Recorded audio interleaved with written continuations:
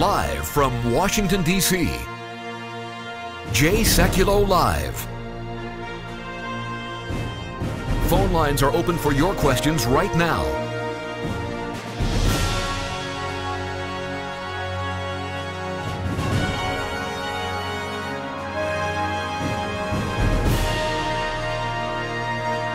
And now, Chief Counsel for the American Center for Law and Justice, Sekulow.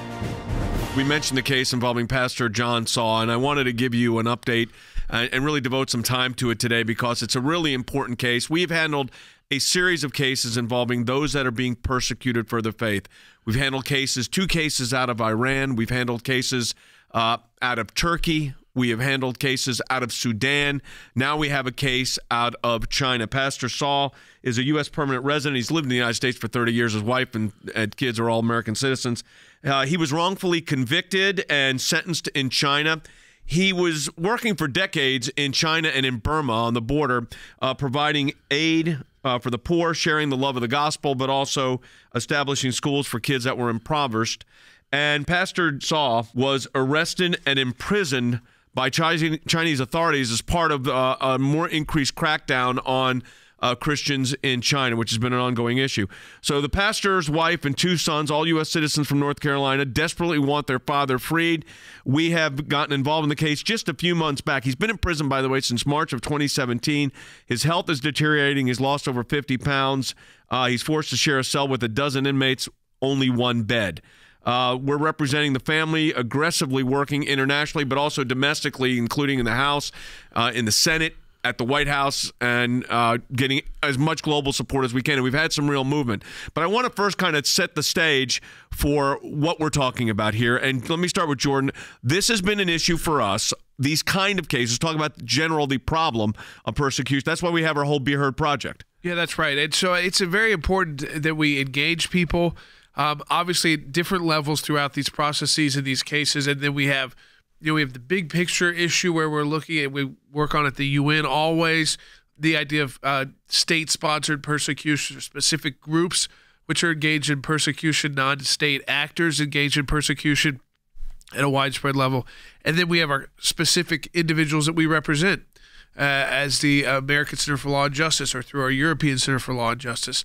And so all these different levels of advocacy are important, whether it was the broad persecution by groups like ISIS, the instances of a group like Al-Shabaab or Boko Haram, or in China where there's been a massive crackdown on the Christian church. And then we have a specific representation here with Pastor Cao, who is, and again, an American resident and with an American family, so we can kind of personalize what is a big story always, Chinese government cracking down on Christians. And this is a government with 1.3 billion people in it. Just to specifically point out an individual who's going through that persecution right now and whose family happens to be in the United States. Let me go to Than quickly on this before we go to a break. And Than, that is, what is the, we've gotten good congressional support before. We're going to get into the particulars in a moment. But generally, these issues reach bipartisan support. Yeah, absolutely. We always reach out to Republicans and Democrats on these issues. And, Jay, I would expect that the support for Pastor Cao would be on both sides of the aisle again. But look, as we come up on the 2-year anniversary, really we're at the 2-year anniversary of Pastor Cao's imprisonment, and we're just getting involved, Jay. But now is the time for that engagement to happen. You mentioned Pastor Cao's family. I know we're going to get into some details, but you want to talk about some good advocates for their father. Had the honor to spend time last week with his wife, Jamie, his sons, Ben and Amos. Jay, they are going to be the key, along with our advocacy, to bringing their husband and father home. And I do think that we're going to have support on both sides of the aisle. Republicans and Democrats are going to call for Pastor Cao's return. I know that we already have support of the president and the vice president. The opportunity to share this a little bit with them and both engage. These issues have been a very big concern for the administration, but it's also, as Lance said, it's been a bipartisan concern in the House and the Senate. When we come back from the break, we're going to get into the details of this. We're going to hear from one of the pastor's children. So we want to make this is the day to make this case a personal case. It's not an abstract case. We've got cases all over the globe, but this is one where an individual and his family, Americans, we want to be able to have you connect with them, and that's what we're going to do on the broadcast. We've got a lot more to talk about on this case involving Pastor John Cao. Let me tell you what you could do right now. Pray for him. Pray for his family. We're going to be hearing from one of his family members in just a little bit. Pray for the Chinese officials as we seek his release, also for the president and vice president as they work on the case. Back with more in a moment.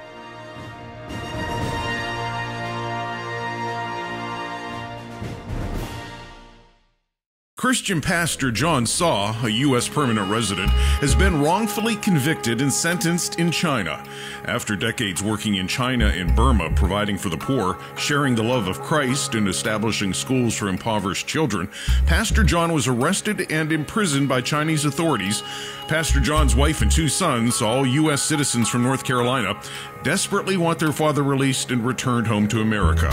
Pastor John has been unjustly targeted for his Christian faith and sentenced to 7 years in prison. He's now been imprisoned 2 years. At the American Center for Law and Justice, we're representing Pastor John's family, aggressively working internationally and in this country for his ultimate freedom. Stand with us. Sign on to our petition to free Pastor John Cao. You can add your name right now online at aclj.org.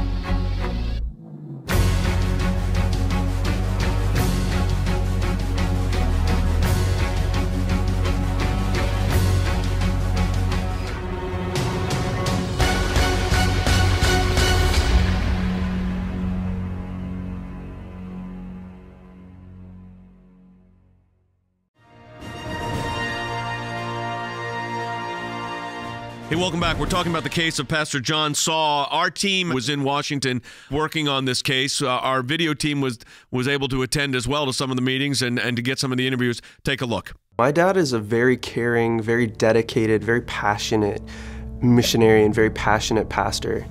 He found Jesus Christ after traveling to the States when he was in his early 20s, and he went to a seminary here in the States. Pastor John Cao was ordered by a Chinese court to spend 7 years behind bars, apparently in retaliation for his humanitarian work in Burma. I was carrying the burden of the case myself. Our family was, with help with some advisors. So I was just, working my way through it and writing letters to congressmen on my own. I'm a teacher, I don't have a lot of connections, so it was a daunting task. I met Ms. Hale in D.C. last summer at a religious freedom conference, and she gave me her card. She offered to help me, and I'm just so grateful to her. I'm so grateful. One of the most important ways we can defend religious liberty and defend the type of cause that my father devoted his life to is to just speak up and say that this is important. And that's something that my father really dedicated his life to, which is bringing Christianity and the good news of Christ to people in parts of the world that needed it the most. John Cao's wife, Jamie, and sons Ben and Amos argue that his sentence should be reduced in light of his decades of humanitarian work. His wife, Jamie, his sons, Ben and Amos, are putting a personal face on the story of persecution. Nothing so powerful as having the persecuted's family in front of elected officials and asking them to engage for him. It's been very encouraging to me to see the current administration taking such a strong stance on religious freedom around the world. This is a perfect case for them to focus on. My father's been in prison for 2 years now. We feel the time is now. There's a sense of urgency there that we need to get his story out and make people aware that there are people like my father who are in prison in foreign countries for their faith, for trying to help other people and spread the gospel. So we just saw part of the North Carolina House delegation, and they have agreed to engage from the congressional side. So we'll coordinate with the House and the Senate, hopefully time their response to match the administration's response. And also, hopefully it'll come the same week that Ben and Amos are going to be able to speak out on behalf of their father on an international stage. So the goal here is to get the United States to speak with one voice and at the same time. We just met with Senator Lankford's office, and Senator Lankford's a great advocate for Christians who are persecuted for their faith all over the world. He has committed to helping, do whatever it takes to get Pastor Cao out of prison. I think it went pretty well. The congressman seemed really attentive. We'll get that. And they realize that the amount of time to take action is growing pretty narrow. We feel really strongly that this story should be shared and that people should know. What you just saw was the footage that we had our team put together for you of some of the events that took place last week. I want to go right to Washington first, though. I think it's important for people to understand. Fan, what are we asking for when we sit down with members of the Congress? Well, we're asking for a couple of things, Jay. First of all, we're asking for the United States Congress to speak out in the first place. But obviously, in order for them to advocate for a person who's been detained by a foreign country, you have to tell them the story. And, Jay, there is no better way to tell the story than to bring the wife of the prisoner, to bring the sons of the prisoner directly to them and to let them tell not only the story of the case, Jay, but the story of their life and why their husband and father was in China in the first place. Of course, you've told the story, but it's to serve the people of China, the people of Burma. And Jay, Jamie, his wife, and his sons, Ben and Amos, were able to do that so effectively. So their ask, our ask alongside of them, was for the United States Congress to engage their counterparts in China on behalf of Pastor Cao and to ask for his release. Jay, this does not have to be an antagonistic relationship. This can be the United States government just simply putting the case back in front of the Chinese government and saying, look, there have been these arbitrary delays. It is time to actually hear the facts of the case, and we think that the facts of the case will warrant his immediate release after 2 years of being detained and a reunification with his family. Jay, I know we heard from Ben. He is actually engaged to be married. He wants his father to be here for that wedding. So that was a powerful message for him to share with members of the United States Congress, and it gives them an incentive to engage. Jay, in many cases, these were North Carolina representatives, North Carolina senators, so it's actually their job to represent the Cao family. So Janice on Facebook says no one should be in prison because of their faith. Can the U.S. government help towards a resolution? Well, we've just told you. House and Senate fully engaged now. White House, including the President, Vice President office, fully engaged. What about the State Department, Cece? Yes, State Department fully engaged. We personally met with Ambassador Brownback, who is the Ambassador at Large for International Religious Freedom, and he is a great champion, just like President Trump, for Americans. And so very much engaged, very much will help us at every point that they can help us with. And we're very thankful for that assistance. Harry, you see the crackdown going on in China we're talking about the individual case because it's important to point that out, but there's been an increase in crackdown. There has been an increasing crackdown by the Chinese, but it's also important to remember that there is a new sheriff in town. I think President Trump continues to demonstrate that he can negotiate with China, for instance, on economic affairs or trade, but he can also put America's interests first rather than lead from behind. So rather than exercise, if you will, strategic patience, he is prepared to act, and hopefully President Trump, along with the State Department, the House, and the Senate, they will place pressure on the Chinese to release Pastor Cao, who has been held unjustly for 2 years.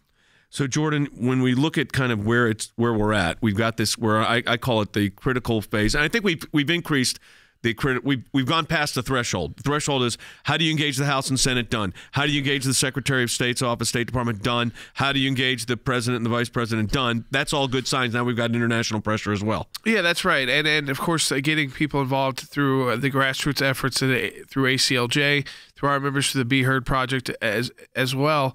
And then ultimately keeping that pressure mounted, keeping the people engaged in the grassroots side of this, while the conversations are ongoing and the discussions happen between our government, and whether it's our government officials, whether it's whether it's the President of the United States and the President of China, or the elected representatives, ambassador level, State Department level, making sure this is on the radar. This is not, again, when you're talking about countries like the United States or in this instance China, it's a lot of work to get on the radar of the Chinese government. And for an individual to be on the radar of the national Chinese government to the president of China is a very specific person. And so when we talk these broad crackdowns and broad issues that Christians are facing, here's the example of how the persecution gets personal, where it's not just shutting down of a building, but how the imprisonment occurs, what kind of charges get brought, how those charges get expanded upon, how the case continues, the imprisonment continues. I mean, this is someone who, in a sense, has already suffered enough, has suffered a serious punishment, and I think that can't go. Again, we're talking 2 years in on a Chinese prison sentence. All right. I think the other fundamental issue that we've got to deal with here is the impact this is having on the family. We heard from Ben, but what's your sense? You've been with the family, Cece. Give us a little bit of the personal side of this. Yeah, you know, they're heartbroken, and they always are, because it's a husband and a father that's wrongfully imprisoned in China, and they miss their dad. They miss their, Jamie misses her husband, and they want him back in the United States. Ben wants to be able to get married and go on with his life, and he doesn't want to do that without his father. So it's heartbreaking for them. All right, so I'll tell you what you look at in a situation like this is the reality that you've got to move. From a standpoint of congressional interest, where would you rank this one right now, Than? I know there was not a lot of discussion about this before we got involved at the congressional level, so you had to really build it from scratch. We did, Jay. It's elevated now, and having the family in front of them, getting them to hear the story directly from the family was very critical. But, Jay, one of the things that we always do, and I know, you lead us in this effort, we're always looking for leverage points. And fortunately, we have a real leverage point at this point. Sometimes it's pressure. Jay, in this instance, we also have an additional leverage point. It's those economic talks that are taking place with China. And, again, this administration has done a great job when there's an economic issue on the table of using human rights cases as a way for the parties to find some common ground. So, Jay, there are opportunities now where the United States is sitting across from China, and we know that this is now one of those issues that is coming up. We know that this human rights case is in the middle of those economic talks where both countries, Jay, want to find a solution. So I think the congressional interest being elevated was accomplished last week. I do think it's critical, but I also think it's critical that there are both positive and negative leverage points that we've identified, and we know that the administration is committed to using both of them. We're grateful to them. Jay, I think all of those things are going to be critical for a positive outcome here. All right, we're working on this case and working on it aggressively. We'll take your comments again on Facebook and Periscope. We've got a couple of those we want to read. We have more coming up. Last segment of the broadcast again. If you want to support the work of the ACLJ, I can't think of a better day to do it as we work on these cases. And we talk about it globally, but at the end of the day, these cases come down to an individual person. This case, it's John Cao.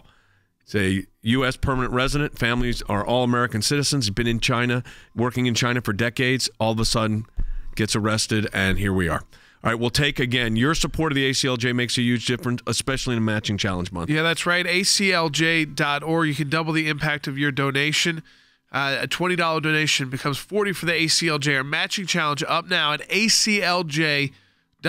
We'll be right back.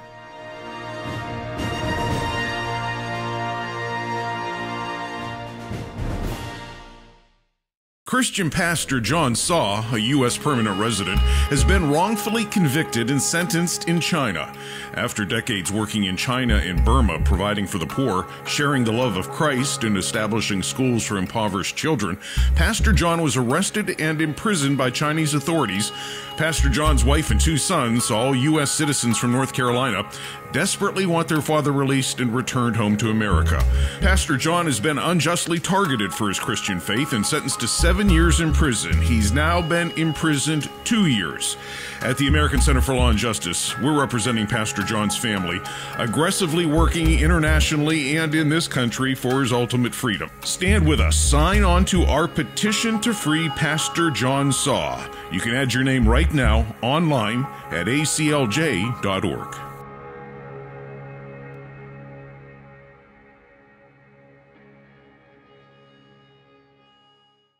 I was at a board meeting at Jews for Jesus, and the executive director said, we've got a case. The Supreme Court had just granted review. It was about literature distribution at airports. We wanted to have the Bible study meet in the school, but it turned into a problem when the principal said, no, you can't have it. I told her that I wanted to sing Noel, and the principal said that we can't have anything to do with Christ in our songs. We marched around the country defending evangelism in Chicago, in Boston, in New York, Atlanta, Texas, Southern California, Northern California, and points in between. The IRS is expected to reveal the results of an internal investigation that shows the agency targeted conservative groups. This was a complete misuse of the Office of the Internal Revenue Service. We only persevered because the ACLJ was there. The federal courts do not need to become monitors of state trespass actions, and that's all this is. We were looking for the right to speak our minds and our consciences, and we won that right today. Those of us that believe in life know that we're on the right side of history. We understand full well children are children, and they're precious in God's sight, and they're precious in our nation's sight, and they're precious to parents. Religious persecution is a situation where your life is literally put in jeopardy simply because of what you believe. Can you help? Can you do something? He's on death row, and so we launched an international campaign. If we don't use that freedom to advocate for these people suffering under religious persecution, who will?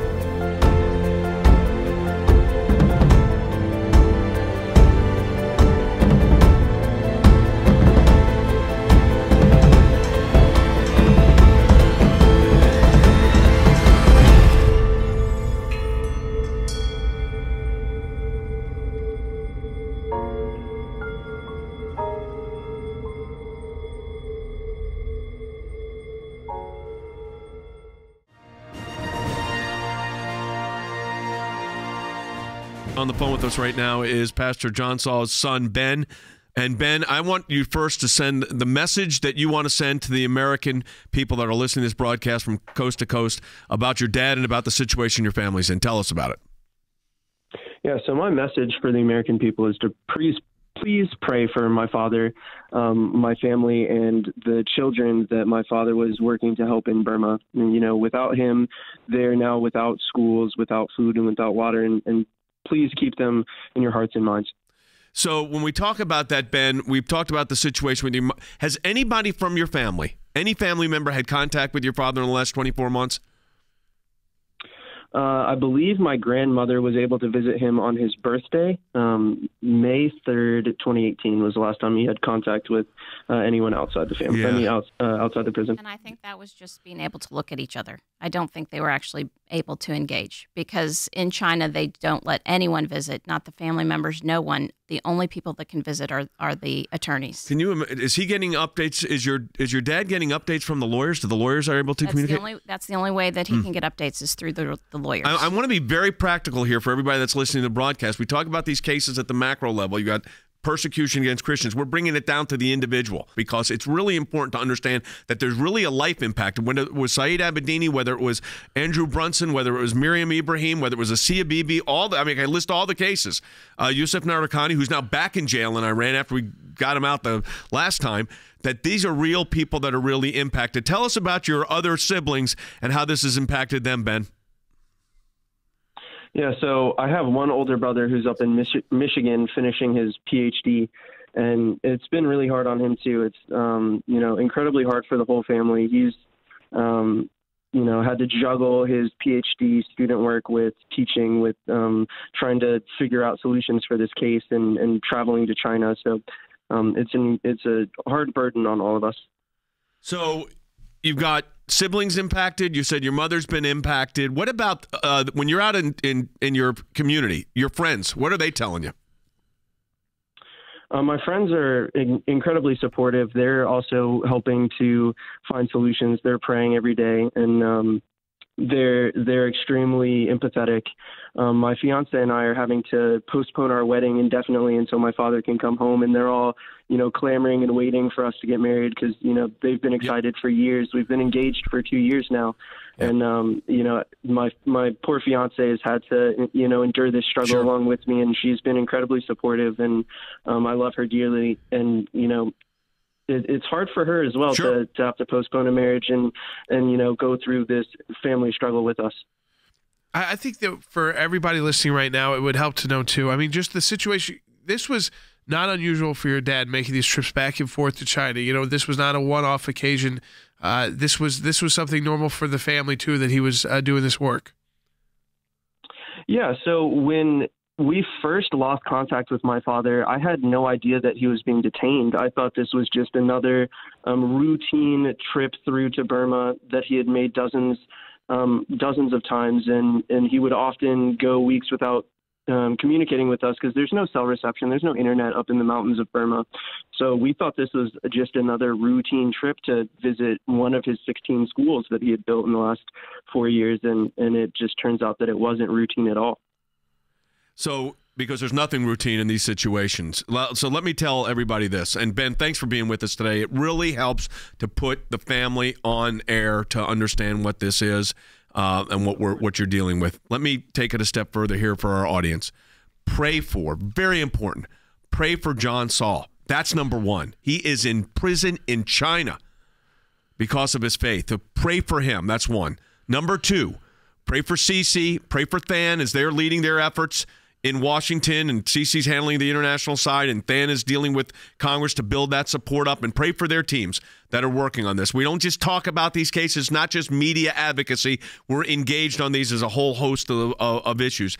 And three, I think we've had a critical crossroads here, Jordan. You mentioned it quickly, and that was by getting the president and the vice president to engage, that changes the dynamic. Yeah, that's absolutely right. I mean, that's how you take it to the highest level possible, also with the Chinese government. And so their officials cannot ignore it at whether it's at the embassy level or representative level. And Harry, you're pleased that it's part of you got negotiations going on with the economy, trade. That'll be helpful, actually. Absolutely. But I also think we need persistence on the part of the administration and Congress, and I think we will receive that. All right. So pray for Ben Cao, pray for his family, pray for Pastor John Cao, his wife. And your support of the ACLJ lets us do this. And we're in a matching challenge. ACLJ.org. That's ACLJ.org. Than, quickly, you think that we've got the right moves going in Congress? We've got the right moves, Jay, but it's a critical juncture. He's been in prison for 2 years now. Got that March 22nd deadline. People need to engage, Jay. This is the critical juncture. All right. That's going to do it for the broadcast today. Let me tell you what I'd like you to do. 3 things. Number 1, pray for this pastor, John Cao, in China. He's an American permanent resident who's been in jail for 2 years now in China for his faith. We're working aggressively. Pray for the president and vice president who are now working on this case directly, as well as the State Department. And pray for our team. And that includes Cece and Than. It includes our video production teams, everybody involved in this case, to make this issue known. And then pray on the international scene as well. So I've added a lot to the prayer request, but your prayers make a huge difference. ACLJ.org to sign on to that petition. ACLJ.org. We'll talk to you next week.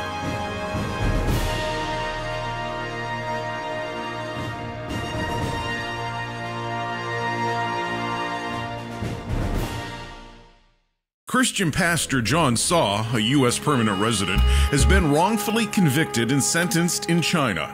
After decades working in China and Burma, providing for the poor, sharing the love of Christ, and establishing schools for impoverished children, Pastor John was arrested and imprisoned by Chinese authorities.